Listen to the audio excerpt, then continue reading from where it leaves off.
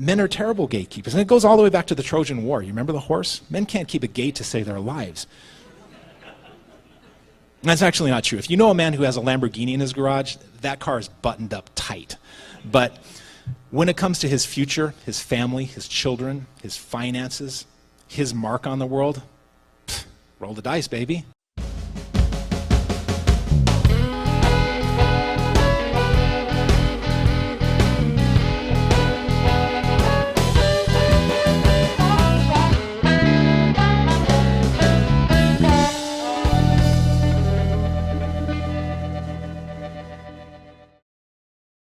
My next guest is an allegedly licensed psychologist who took to social media to expand his career from crackpot clinical psychologist and out and out to an out and out social media snake oil salesman. Known online by the disgustingly toxically masculine moniker Iron Shrink, he uploads videos in which he instructs men how to dehumanize women by closely observing their personalities and behavior in order to separate the good ones from the bad ones before getting into a relationship with them. And here he is to advise you all how you too can objectify women by prioritizing their personalities and actions, and also to tell you about his bizarre theory about how the average Joe is gonna save the world. Ladies and gentlemen, Dr. Sean T. Smith.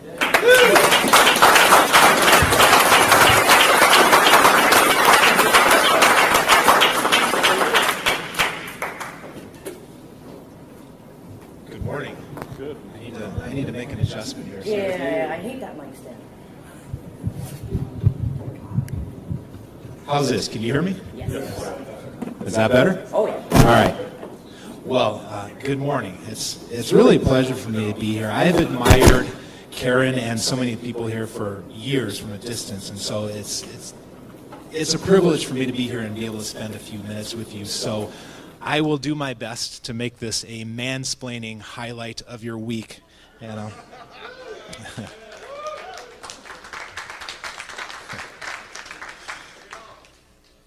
I'm not actually very good at discussing the societal level issues that we've been talking about here because I am a lowly shrink. I work in the trenches and I work with individual problems with individual people, and I tend to try to be lazy and try to find the smallest solution I can. And let me tell you how I got there, because I'm actually not a lazy person. I started working when I was 9 years old. My family bought a bar, and I started doing earnest work when I was about 9 years old, lugging beer and washing dishes and stocking bars and scrubbing floors and cleaning up parking lots and so forth. And so by the time I graduated high school, I had a good sense of what a shit job is. And having nothing when I started out, like so many guys, I had no money, no prospects, no women, no anything. I was starting at zero like so many guys do. And having come from where I came from, I knew that if I wanted to get to where I wanted to get to, which is right about where I am now, I was going to have to develop some kind of marketable skill. And so to start off, I finagled my way into a job as a pin setter mechanic trainee. Does anybody here know what an automated pin setter machine is? You go to a bowling alley, you throw the ball, and down at the end of the alley, the pins are all lined up neatly. They're placed precisely on little red dots, and there's a machine down there that once you throw the ball and you make a mess and you create all this chaos, this machine cleans up the mess and restores order and politely sends the ball back to you. And the machines that I worked on were AMF 8230s. They're very old machines. They were made in the 50s, I think, and so there's no computerized components. They were purely mechanical, simple electronics, but these machines are works of art. They're just beautiful creations that can clean up a mess over and over and over again and restore order and never complain, and they're clockworks. They're just beautiful. And so I talked my way into this position as a trainee at a bowling alley that had about 80 bowling lanes. So 80 bowling lanes means 80 machines. 80 machines that are old and break down quite a bit.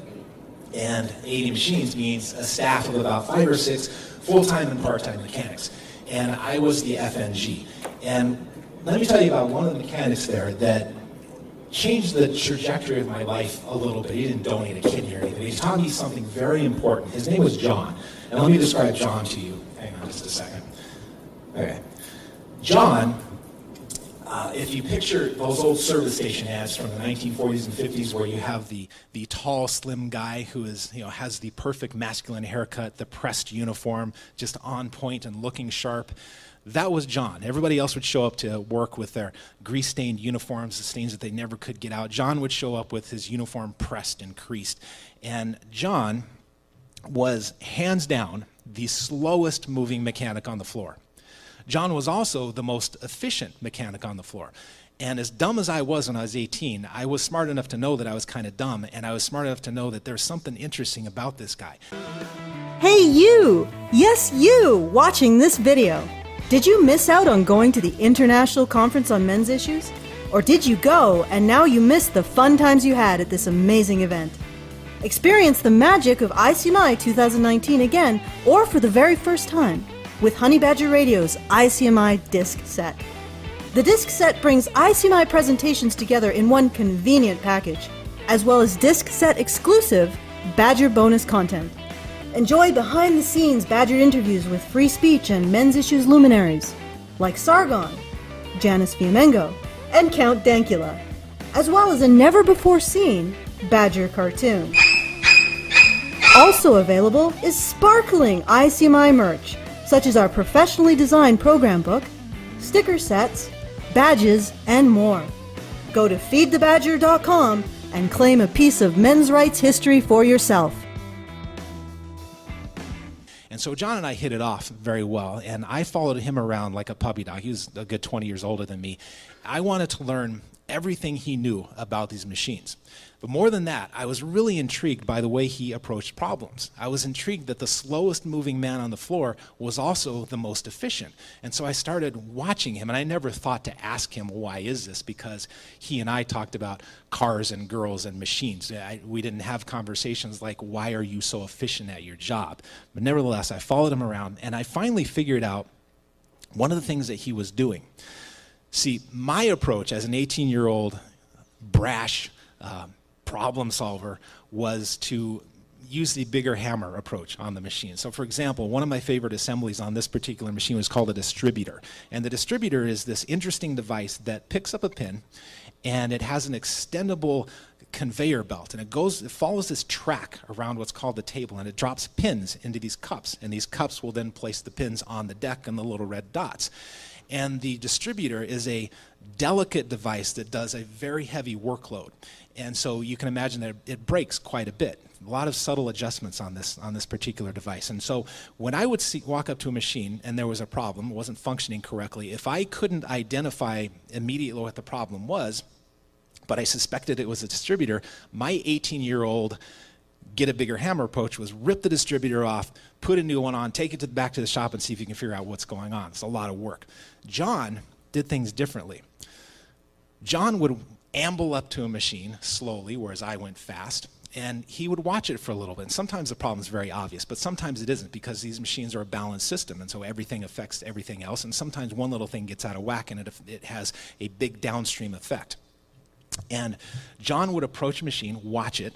My visual recollection of John was him perched on the catwalk above a machine like a bird on a wire, just watching it for a few minutes and listening to it. And sometimes if it was the only machine on, he could even feel the vibrations of what was going on. And I figured out that what John was doing was the opposite of what I was doing.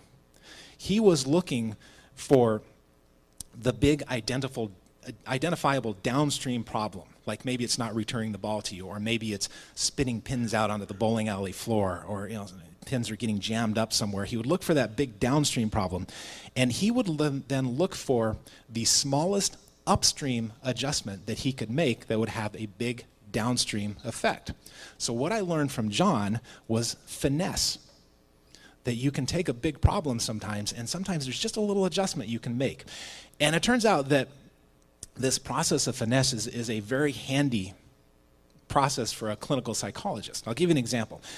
When I was first starting out as a clinical psychologist years ago, I worked a lot with anxiety disorders. And there's one particular disorder called generalized anxiety disorder. It's a miserable condition. It's like you're just idling too fast. You're a little bit high-strung, you're a little anxious all the time, and this builds. It builds into anxiety, and it builds into lack of sleep, and it builds into poor decisions, and it becomes this miserable condition that takes over your life. Sometimes, not always, but sometimes there's this very small finesse intervention that you can use. I figured out I learned from supervisors who were smarter than me that sometimes you can magically cure this decision simply by getting a person to give up caffeine, or if they're not willing to give it up, at least manage it pretty tightly. And what happens then, if that is a good solution to this problem, is that sleep improves, that fast idling slows down, the decision making gets better, everything in life starts to improve. And John, the mechanic, would have loved this solution because it's finesse. It's one little upstream solution that has a massive positive downstream effect. And so, listening to the problems that we've been discussing over the last few days, I asked myself, I think, being somebody who works with individuals and works at a very small level in society, what if there's one simple thing that almost every man could do to insulate himself from some of the problems that we've been discussing? And not all the problems, obviously, because a lot of the problems we're discussing they affect little boys. Little boys don't have much influence over the adults around them, but eventually the little boy becomes a man, he starts making his own decisions.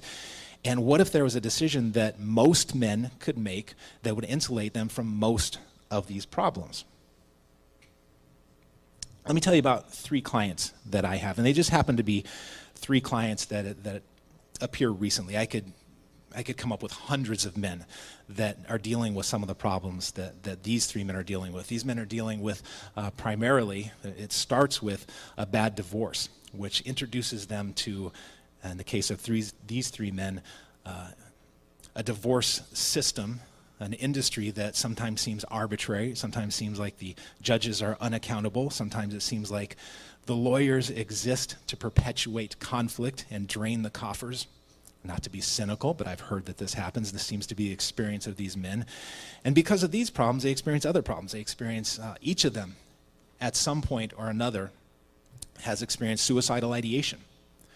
One of them has experienced fantasies of murdering his ex-wife. He didn't do it. He's not going to do it. These are just, there's a difference between a thought and a behavior, and he's very clear on that.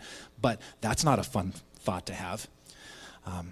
Because of these problems, they each experience some secondary problems. 2 of these guys have neglected health problems because they're so preoccupied with the primary problem that they're dealing with. They don't have time to go to the doctor for their chronic back pain that has developed or the high blood sugar that has developed. They're neglecting these things. Each of them has experienced isolation. To some degree or another, they each have been separated from their friends and family, or allowed themselves to be separated from their friends and family, and they feel like they're the only guys in the world dealing with this. They're not, but they experience that. And each of them, to some degree or another, actually to a large degree, is paying an opportunity cost for these problems. They're not pursuing excellence in their own lives to the degree that they could be because they're preoccupied. They're not advancing their careers to the degree that they could be because they're preoccupied. They're not the fathers that they could be if they didn't have these problems. So these are all the things that these 3 particular men have in common right now. And as I said, I've met hundreds of these men who share these problems. There's one more thing that these 3 men have in common. And suspend your judgment when I say this because I will explain what I mean. Each of them voluntarily invited the wrong woman into their lives. And that was the genesis of these problems. Now, I want to be very clear on this. I am not blaming these guys. I'm in no position to blame these guys because I've made these decisions. I could write a book on stupid decisions. I just happen to have gotten lucky and I didn't get caught in the traps. I didn't end up in family court and so forth. So my decisions had no consequence really for me other than I got to learn from them and I got to eventually go on to make good decisions. So I want to be very clear about this. I'm not blaming these men for their decision. And more than that, these men are only doing what they were taught to do. They were following an injunction that has been passed down for generations. And sometimes men are taught that you're not a man if you don't follow this imperative that has been passed down. Does anybody remember the movie Jerry Maguire? See, yeah, I like that movie. It's a fun movie. For those of you who haven't seen it, let me give you a little recap. The character, Jerry Maguire, played by Tom Cruise, is a very slick sports agent. And he worked with an accountant named Dorothy Boyd, played by Renee Zellweger.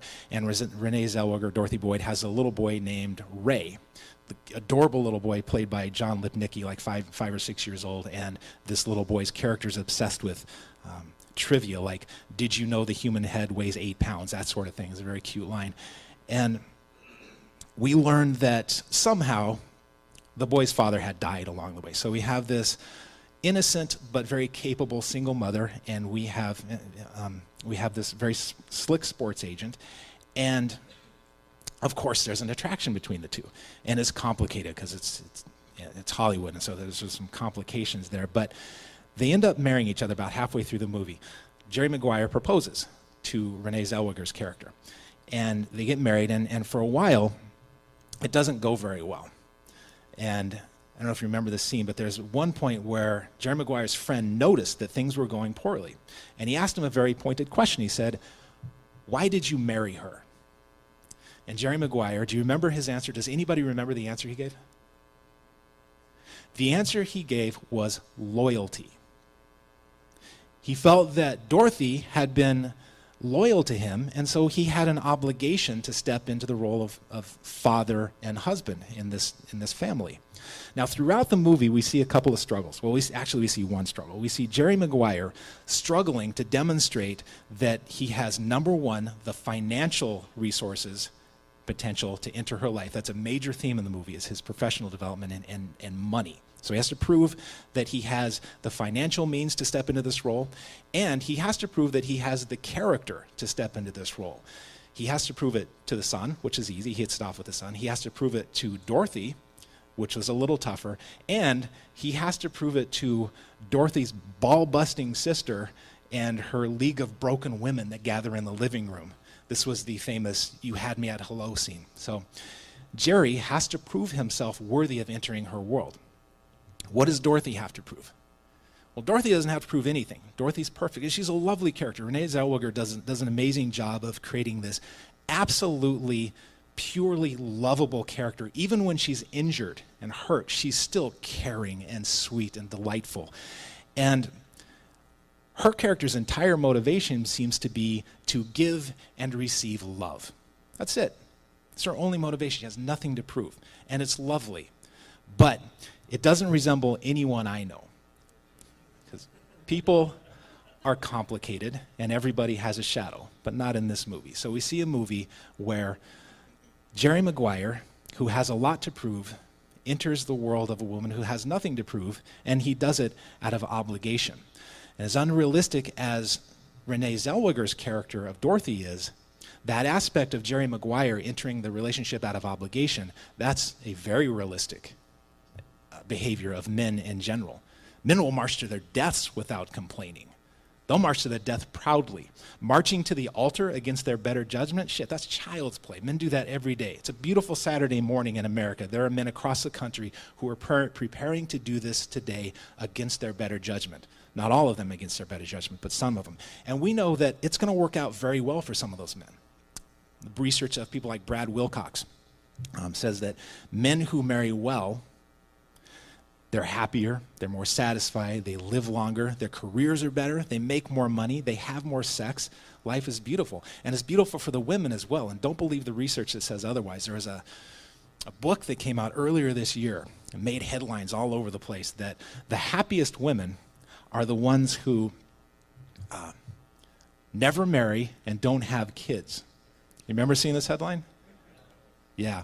Well, the headline made it around the world very quickly. The truth didn't quite make it around the world. The truth is that the man who wrote this was working with a large database of from a big international survey, and he made a rather silly and grievous error when he read the data.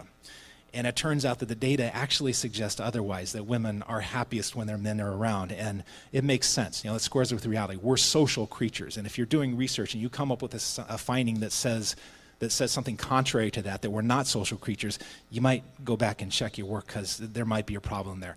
So good relationships, good partnerships work out well for everybody. The bad ones, well, we know how they turn out. So what if there was an upstream solution to these big downstream problems that my 3 clients are experiencing, and that Jerry Maguire might be in for? Because part of the change as a little aside, part of the change that Jerry had to make was to tamp down some of his more masculine qualities. He had to become a little more agreeable. He had to become a little less competitive. And Dorothy, if this were a real couple, she's going to resent the hell out of him down the road, because that's not the guy she fell for. But that's a different story. What if there was some small thing that men could do? There's this theory that floats around that I'm sure you've all heard, that women are the gatekeepers of sex and men are the gatekeepers of relationships. Have you heard this?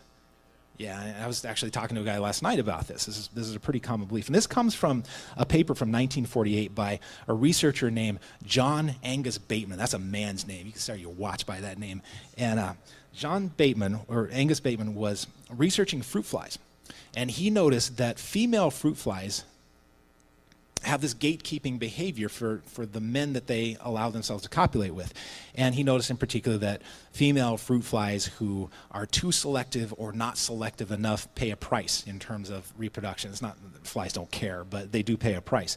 And he didn't notice any kind of gatekeeping behavior on behalf of the men, or the males, the males, because male fruit flies aren't invested in relationships, and they're not invested in child rearing. I mean, what's a fruit fly going to tell his kids? There's their fruit, kids, go get it. But he did notice this gatekeeping behavior in the females. And so as you follow this theory up through higher species and you get to the apex predator like us, it gets pretty complicated. And the theory that women are the gatekeepers of sex is based on the idea that sex is a more expensive behavior for women in terms of their reproductive strategy, and so they control the supply.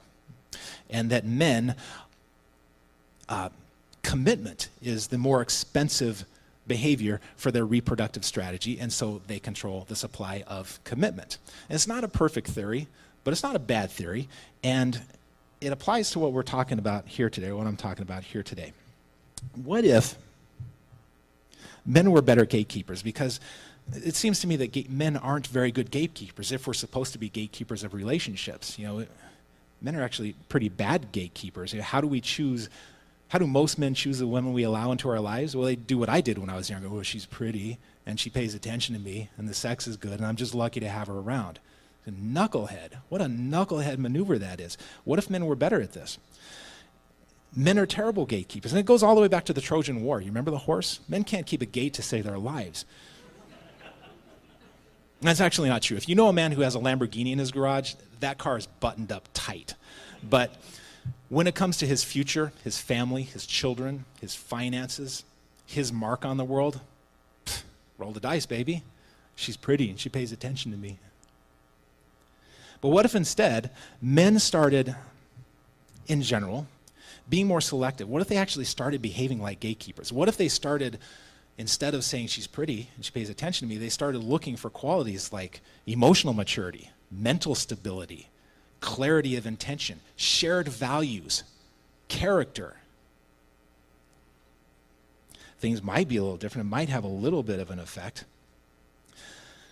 I've been putting this message out there for quite a while, and I got an email recently from a lady who was expressing gratitude because she had a cousin who was about to get married, and things didn't go as they were supposed to go, and she was pleased about this. Because what had happened, let me describe the situation for you, that this was turning into an extravagant wedding between this young man and his bride, and two families were coming together in a city to put together this extravagant wedding, which means they got together a week beforehand, and there was some partying, and there was some planning, and there was some putting some things together.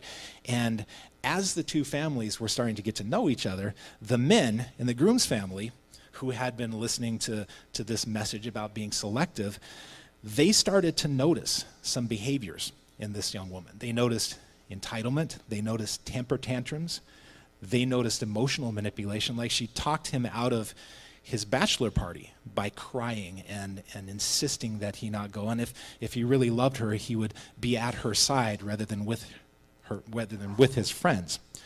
There were behaviors like this. And then there was the future mother-in-law who mirrored some of these behaviors, very demanding, very upset, marching around with a dark cloud over her head. And as the men in the family started to notice this behavior, they took the groom-to-be out on some occasions. They just started talking to him a little bit. They didn't come down on him, it doesn't sound like, from what this lady, she's a very long descriptive email. They just started talking to him a bit about some of the behaviors that they were seeing. And they started talking to him about the fact that you're not obligated to do this. And they started talking in specifics about what this might look like down the road. Now, if she's manipulating you out of your bachelor party today, what does this look like 20 years from now? Do you become one of these men who has to make the decision? Do you face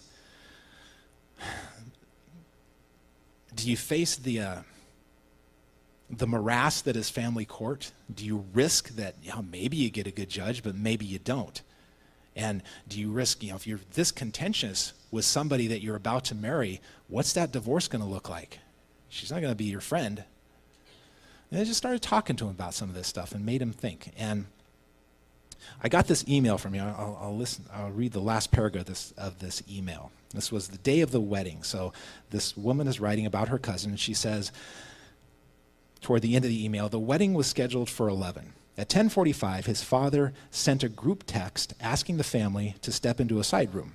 Then, flagged with a brother at each side, with a giant smile on his face, he announced that his son rose to the occasion, stood up for himself, and she put in parentheses, reclaimed his manhood, and called off the wedding. We cheered very quietly. Yeah.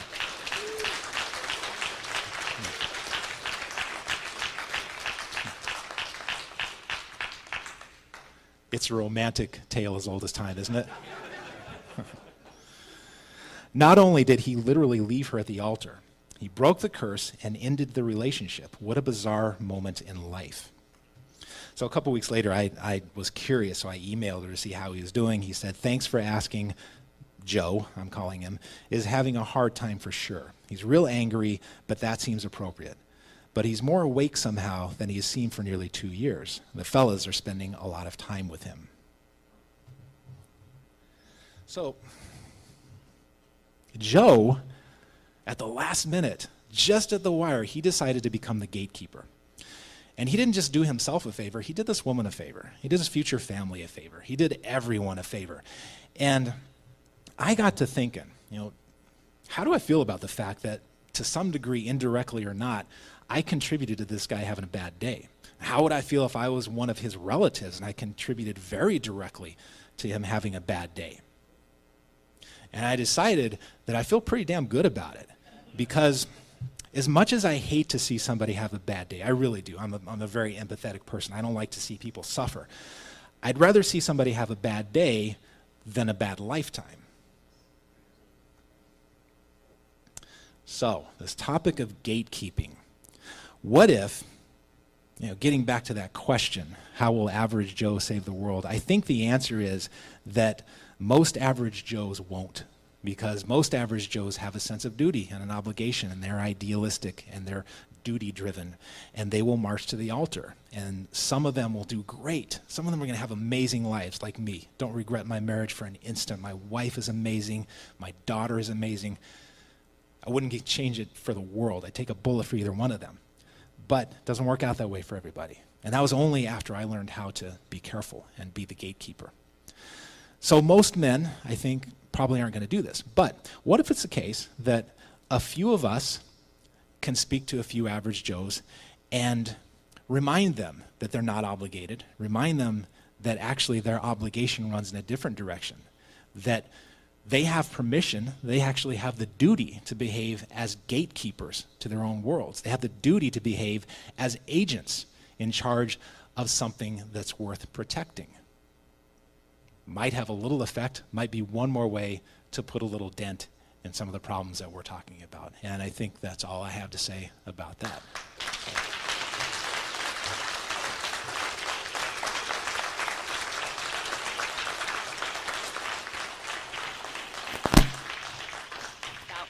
That was awesome. You're a very good and very tall storyteller. Questions can be addressed at that microphone here, and we actually are pretty much on time. We have time for quite a few, so. Is this on? Hello? Yeah. Okay. Projecting myself into that story, the most notable thing for me is when he stood up and canceled that wedding, his father and his brothers were by his side.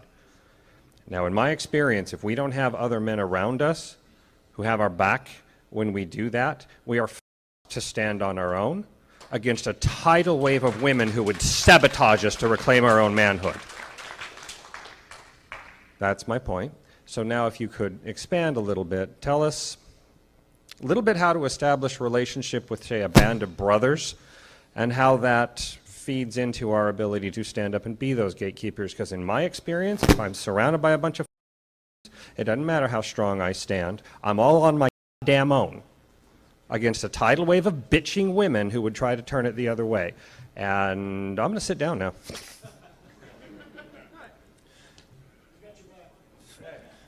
Yes.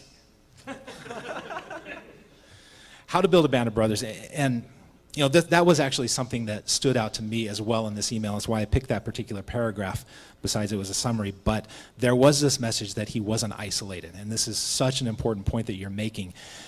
And the difference in this man's life was that the men around him, sounds like they had good relationships. They had chosen well, most of them. And they were willing to simply acknowledge the fact that it doesn't always work out well, that idealism is not the answer, that realism is the answer, and understanding male and female character and understanding risk factors, these things matter, and the fact that they were willing to talk about it. So the men that a guy surrounds himself by, you know, there's that old saying that you're the average of the 5 people that you hang out with. This is one area where that's incredibly true. If the men around you aren't willing to speak truthfully, then it's going to be harder to face the truth, not impossible. This is one of the beautiful things about that movie, Jerry Maguire, is that his friend and client was very brash, and he was naive and he was idealistic, but he was also willing to point out very obvious questions like, why the hell did you marry this woman? Explain this to me. And you know, so surround yourself with honest men. I agree with you.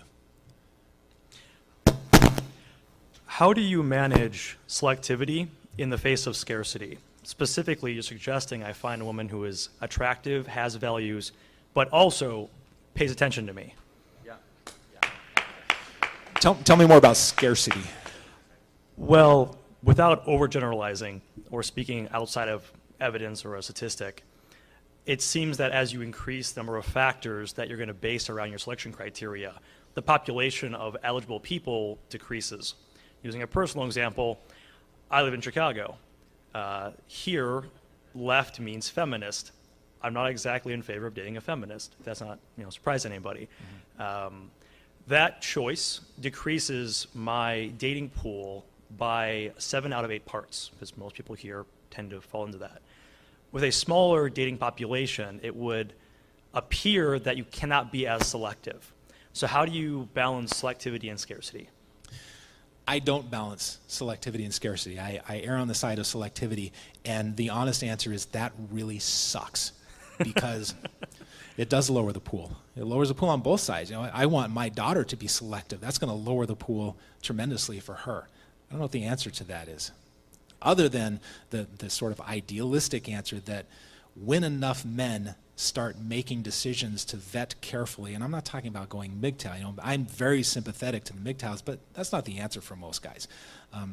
When enough men, some critical mass of men, get selective about character, maybe it has an effect. I don't know. Maybe the first place that will show up is on college campuses, because we know that the ratio of male to female students on campus is tremendously out of whack, and we also know that women value education in men. Men don't care about education in women, but women value it highly. And so this is a very bizarre dynamic in the sexual marketplace. And I wonder if at some point the bizarre inversion in the marketplace will compel universities to start becoming friendlier places to men. I'm not crossing my fingers, but it's possible. So I guess the long answer to your question is I don't really have an answer to the selectivity versus variability problem. Thank you. Yeah, actually, that is one option. I live in Denver, Colorado, which is close to Boulder, Colorado, which I have a theory that Boulder, Colorado is the gluten intolerance capital of the universe. But it's a very, very liberal place. And I have a client who is lamenting the fact that he can't find women that share his values in Boulder, Colorado. And you know, part of the problem, I think, is goodness of fit. He's in the wrong place if he's looking for somebody who's not of a particular ideological persuasion. It's not impossible, but the chances are lower there. So, I also have wondered about whether part of the solution to the issue of selectivity is moving to a different location. I share very similar concerns to the previous questioner. It sounds like you're in a good relationship now. Can you share some more of your testimony of what you learned and then did differently as a result of what you learned to find what apparently is a great woman that you're with? Yeah, I'm not quite as dumb as I made myself out to be. I shouldn't say dumb. I should say I'm not quite as naive as I made myself out to be, because as I started off, I started working in my father's bar, and I was 9 years old. He had it from 9 to 16, and so I worked there from 9 to 16, nights and weekends. And after that, I just kept working because I was in the habit, and that's how I learned about shit jobs, which I'm so glad I had. You know, the worst jobs you had.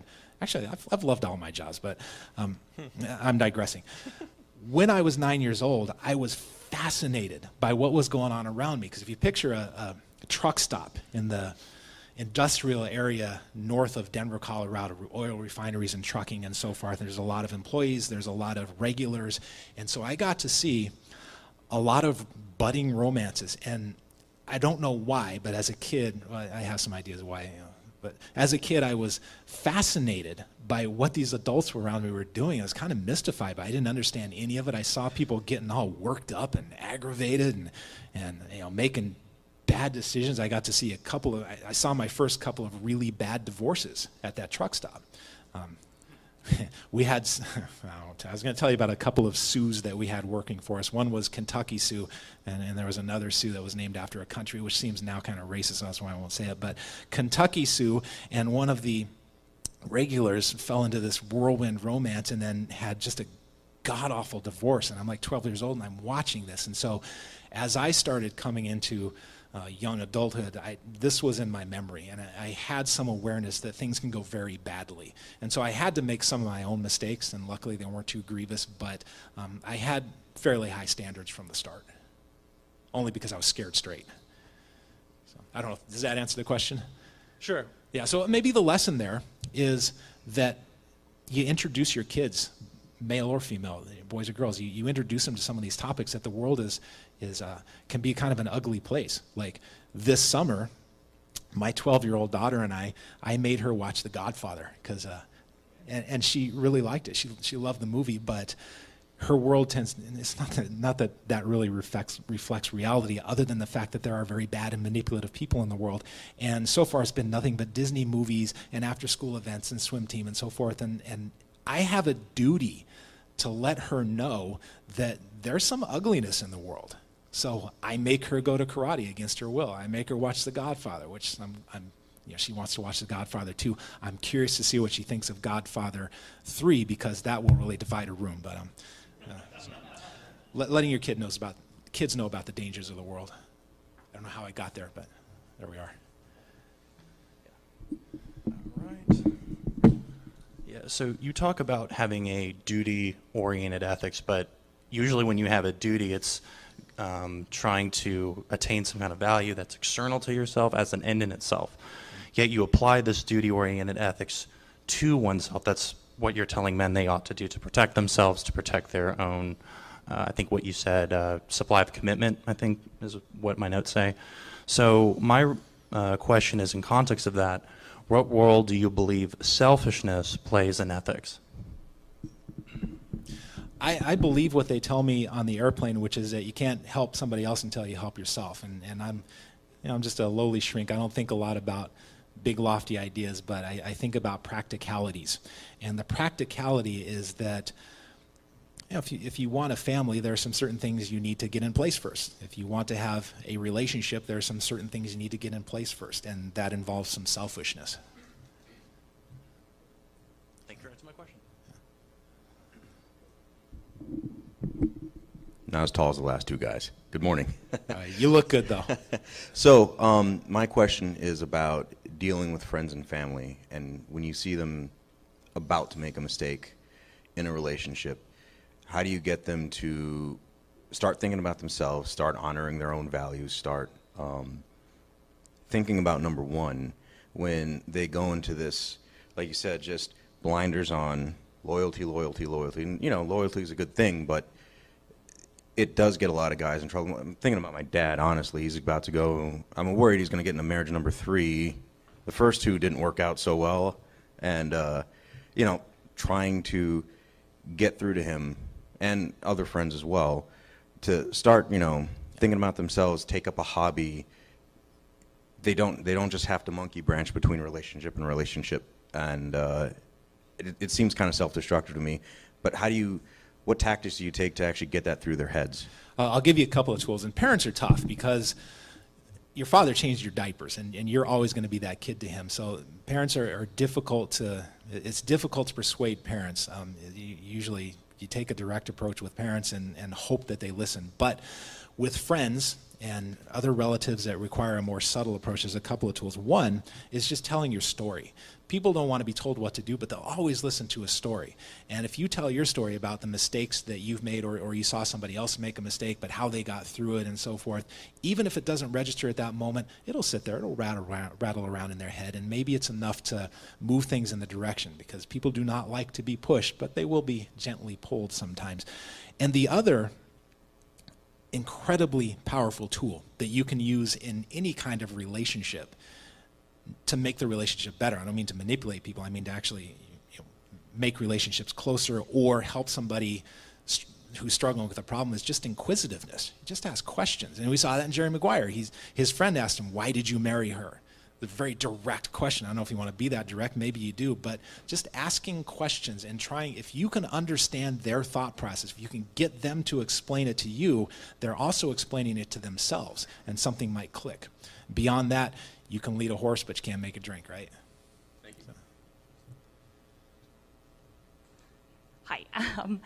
I wondered if there's any sort of evidence that you found to this idea that I've kind of held, which is when you're in like the right relationship, it's hard work, but you get to the point where together you're kind of bigger than the sum of your parts. There's sort of an opposite, I find, from experience, where you're in the wrong relationship and the badness of that relationship is worse than the sum of either of your parts. Yeah, it magnifies. And I just wondered if that was sort of like well evidenced. And then the other little piece of that is just that being in a horrible relationship actually doesn't mean that either person is horrible. Right. You're wrong for each other. Yeah. And I think just like the grace of that was really liberating. So. Yeah, on that last point, absolutely right. Sometimes people end up thinking that they're horrible, each other is horrible because they have different values, and those different values start to get magnified over time. Like maybe one person likes to climb rocks and the other person likes to do Netflix, and this can evolve into that person's a horrible person because the experience is a lot of deprivation and hearing the word no. But what was the first point you made? Oh, the fascinating question about, is there evidence that incompatibility can magnify the negative effects on a person's life the way it is well documented that good relationships can magnify all the positive outcomes? And that's a really interesting question. I don't know the answer to it, if there's any research out there to suggest that. Personal experience and personal observation certainly supports that point. Okay. Thank you very much. Yeah. I think we're out of time. Okay. I'm sorry, Stephen. All right, that's it. And we will see you all back here in 15 minutes for the next talk. Thank you, thank you, thank you. Dr. Sean T. Smith.